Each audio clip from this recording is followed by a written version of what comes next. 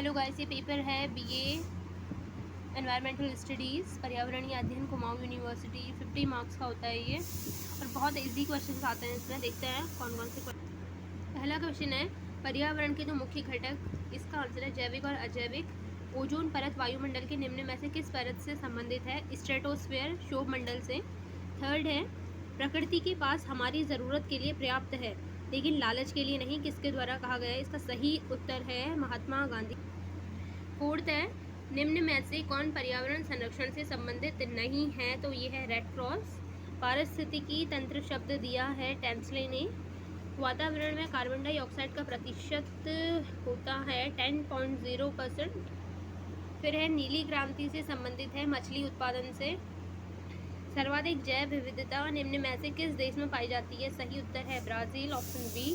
पर्यावरण संरक्षण अधिनियम बनाया गया 1986, ऑप्शन डी। फिर वनस्पति के अग्रदूत होते हैं लाइकेन, बी। एक क्षेत्र के घटक में रहने वाले पौधे और जानवर होते हैं समुदाय कहलाते हैं। एड्स विषाणु में होता है आरएनए, ओनली आरएनए। फिर है विभिन्न खाद्य श्रृंखलाओं के बीच अंतर संबंध कहलाता है खाद्य जाल, फूड चेन। एक पारिस्थितिकी तंत्र में विघटनकारी होता है सूक्ष्म जीव,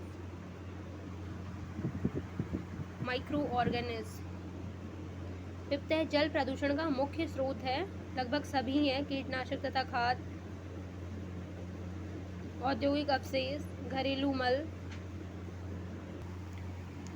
निम्न में से कौन जैविक खाद के रूप में प्रयुक्त होता है? ये है सभी होते हैं, राइजोबियम, एजोला, नील हरित शैवाल, उपयुक्त सभी।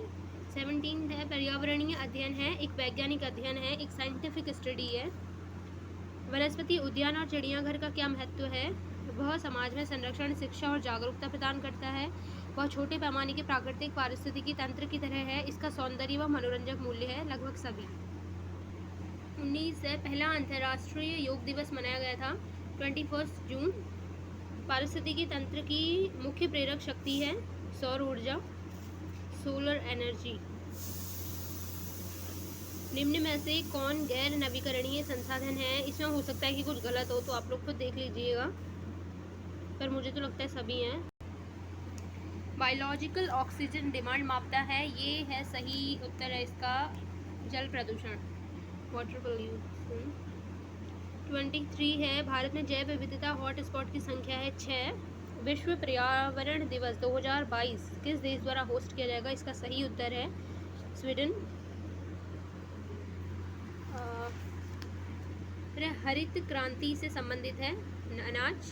भोपाल गैस त्रासदी कौन सी लीक हुई थी? कौन सी गैस? तो ये है MIC। और किस वर्ष हुई थी? 1984 में। सर्वाधिक जैव विविधता विश्व में पाई जाती है ट्रॉपिकल जंगल। प्रथम पृथ्वी सम्मेलन आयोजित किया गया था ब्राज़ील में, रियो डी जेनेरियो। उत्तराखंड का राज्य वृक्ष है बुरांस।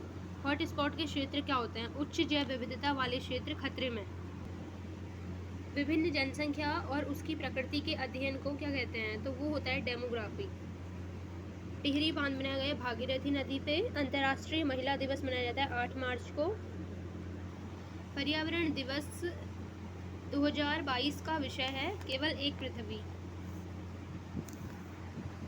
Only one earth. Jim Corbett national park स्थित है उत्तराखंड में। वन्य जीव संरक्षण अधिनियम किस वर्ष बनाया गया था? 1972, ऑप्शन सी। फौना संबंधित है जंतुओं से। वन संरक्षण अधिनियम बनाया गया था 1974 में। निम्नलिखित में से कौन सा ग्लोबल वार्मिंग के प्रत्याशित प्रभाव हैं? लगभग सभी है।